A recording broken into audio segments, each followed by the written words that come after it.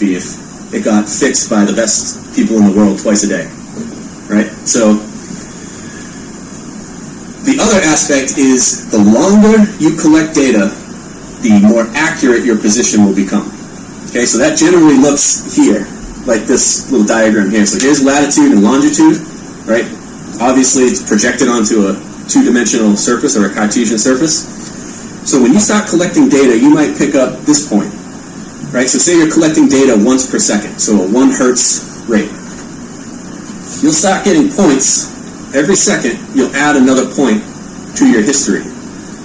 And over time, you'll get a point that's the mean of all those points. So the more points you collect, right, the more accurate your mean will be. The closest to your true position it will be. So remember, accuracy is the distance of your measured position to your true position.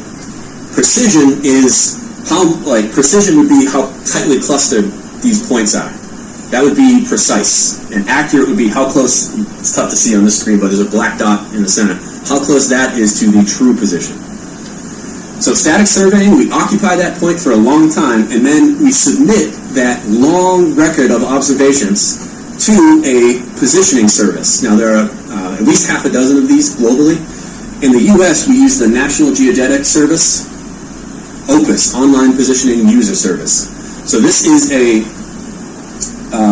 federal agency that has a vast network all over North America of stations that have both a fixed position and are continuously recording GPS data.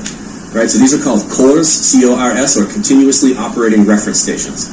So these stations have a fixed position that is known, a true position, and they are receiving signals from a satellite, so they know the current error in the satellite signal for that location. Now these are spread all over, so they can interpolate that error all over the country and basically form a interpolation surface that factors in all kinds of things such as space weather, atmospheric distortion. All these types of things get factored into NGS's model. So you submit your observations over an extended period of time, and it basically goes back to its model and says, okay, during that time at this location, that position needs to be corrected like as follows. So it goes through all its algorithms and then emails you back a highly accurate position report. And that's usually accurate to within millimeters, right? Or sometimes even sub-millimeter accuracy. So you are right on that point. So typically we use this to establish benchmarks, say for a construction site. It's a little bit different to do traditional surveying to get to this point. So we'll use static surveying to establish a local benchmark. Now, I do not mean a geodetic benchmark, one that other land surveyors will reference. This is sort of, although some people say that eventually, static surveying will be, used to do geodetic benchmarks. Sorry.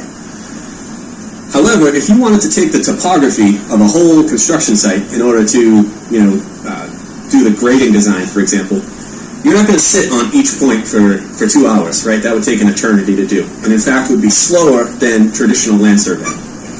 So there's another method called kinematic surveying. Oh, that really didn't come out. So this is my graduate student, Paige, holding a GPS receiver. And this is my former graduate student, Kareem, also doing this in the Apalachicola Bay region in Florida.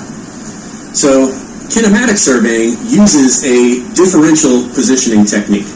So differential positioning is when you use a station that has a known position as a reference point to help you resolve the integer ambiguity and get a more accurate position where you actually are. So any differential system has a base station that continually broadcasts its position. And then we have another GPS unit. Generally, this is called the base, and this is called the rover. So the rover is the one that actually moves around. So this station broadcasts its GPS position to the rover. The rover can compute a vector from the base to the rover. So now you have a satellite position and a distance from a known point. So that allows you to get a much, much more accurate position. Now, there's a term called differential GPS, or DGPS. That is this same concept, but only using the CA code, right? So the time delay from the course acquisition code. Generally, what's thought of as RTK, or real-time kinematic, does this, but with the carrier phase positioning that I talked about earlier. Okay? So that's the difference between DGPS and RTK. So RTK generally uses a fixed position that either you set up yourself, right? So you can actually go set up your base station on a known point. So a lot of times for research purposes, since I'm frequently out in the middle of nowhere, I will do static surveying on a fixed point that either I set as like a nail in the pavement or a nail in a sidewalk, or sometimes, driving a piece of steel rebar into the ground. I will set up and do a static occupation on that fixed point, knowing that I'm going to come back the next day and use that as my base station. So I'm going to set up a base station right on top of that point, locally on site, and that base station is going to be turned on. It's going to be getting its GPS position and then simultaneously broadcasting its position out to the rover. So we can do the same differential GPS that I just showed, but I'm controlling the base station. Right? So this is what we do when certain site conditions exist. However, there's a proliferation of both paid and free, what we call real-time networks. So these are networks managed by a third party that have, again, a series of those continuously operating reference stations. So these reference stations know their position, and they know the GPS position that they're getting. So they actually upload their position to what's called it's basically a server, but we call that a broadcaster. So the receiver talks to the broadcaster, and the broadcaster sends its position out to the internet. And the rover now does not need a base station set up on site, it just needs access to the internet somehow. So the rover accesses the internet via cellular modem, connects to the broadcaster, and then receives the positions that way. So this is much, much easier than actually setting up your own base station for many reasons. One, it's network RTK is basically just turn your machine on and go. Right? It's very, very simple. Second, the network is it's a network of multiple stations, so it can actually interpolate positions between the stations, and that's called VRS, or virtual reference station. So it almost gives you your own little reference station that's just interpolated from all of its permanent stations to your position. So again, you access this usually via cellular modem, and this could be a variety of ways. You can actually have a SIM card in your data collector, or in some of the older equipment, actually in the receiver. So my rugged tablet that we're going to be using today, that has a SIM card that goes right in it to access the internet. Also, I have a few Wi-Fi hotspots that I keep with multiple carriers. I have a T-Mobile, an AT&T, and a Verizon one. So then I just use the Wi-Fi in the data collector to connect to the internet. Or sometimes in a pinch, I just turn my phone into a Wi-Fi hotspot to get me onto the internet. Now, this can only be done where? Where you have cell coverage, right? And usually you need very, very good and stable cell coverage. And you would be a little bit, at least I was a little bit shocked at some areas that don't have cell coverage that's good enough to do this. Right? If it goes in and out, like if you keep losing your connection to the network, that's very bad. Right? You're going to get generally bad results from that. So I actually wrote a blog post about buying a SIM card for this purpose, and it's basically the end result of many, many headaches and many hours sitting in a cell phone store with people who are very good at their jobs but have no idea what you're talking about. So I actually wrote a little guide to speed this process up for you should you have to do that. So this is the Florida Permanent Reference Network. This is freely available, and it's operated by the Florida Department of Transportation. So you see, this is that network of stations I was talking about. Right? So all these dots are stations, and their color indicates their status. So all the green dots are active. All the red dots are down for some reason.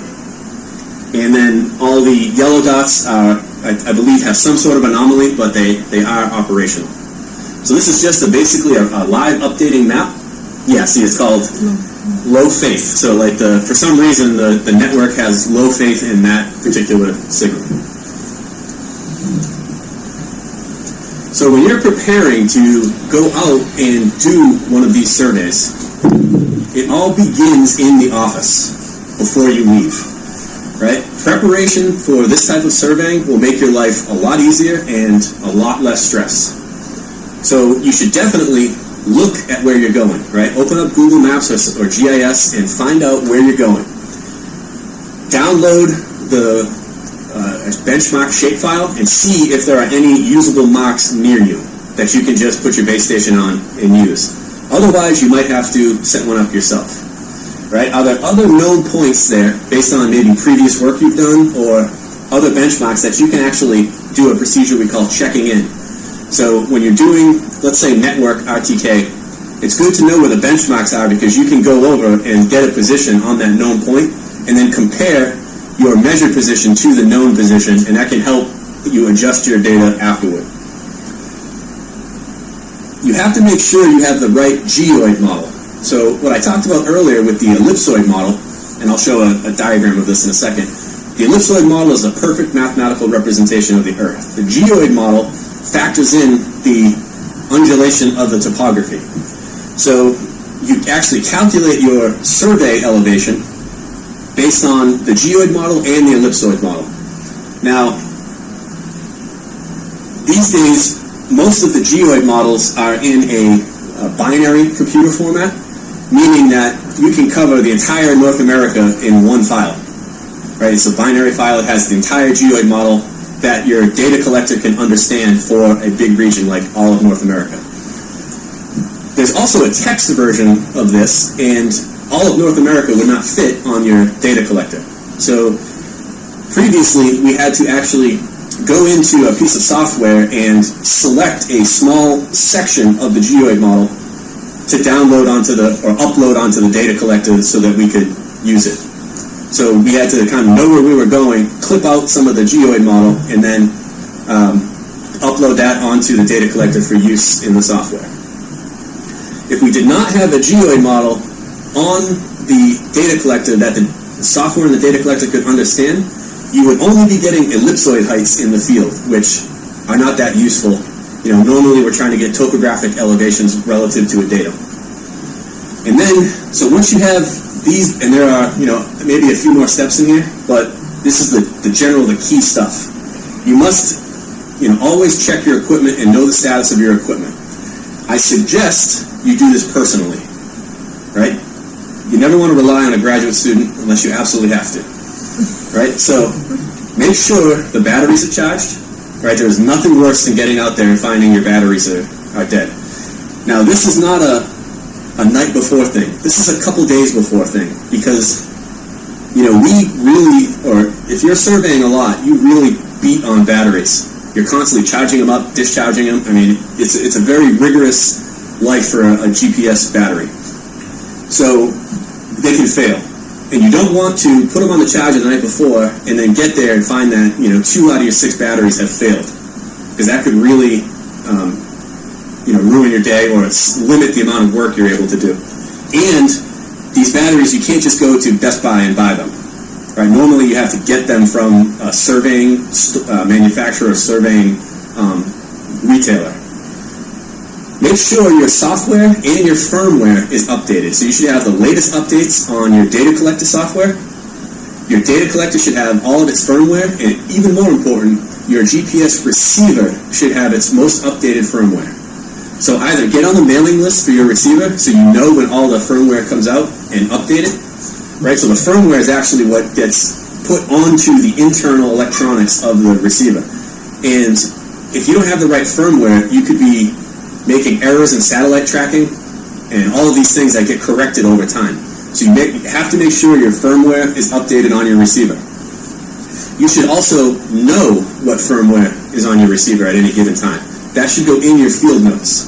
That way, if there's an update that comes out, you may be able to go back and the manufacturer might say that if you're using this version of the firmware, if there was an error, it looks like this, here's how you correct for it, or that version of the firmware contained a huge error. If you were connecting to GLONASS, you have to scrap all that data, right? So it's important to know which firmware you had at that time. Check all your screws, right? Replace any worn parts. Again, these are all things you do not want to happen in the field. This one has burned me a couple times, right? Normally, since I only do this type of work a couple of times a year, usually, it's that my prepaid SIM cards have expired, so that that phone number doesn't work anymore, and then I can't access the internet while I'm out there. So make sure that your cellular modem and connections are all up to snuff. Everything's got money in it and can be used. And all of these permanent reference networks that I mentioned, they all have logins and passwords. So, you need to create an account. Usually those accounts are per device, not per person. So if you have, 4 GPSs, you need to create an account for each one of those, because they have to access, only one device can be on accessing the network at one time per account. So if you have 3 GPSs, you need 3 accounts to attach to it. At least that's the case with the Florida Permanent Reference Network. And make sure that, have tested it and know that you can connect to the network if necessary.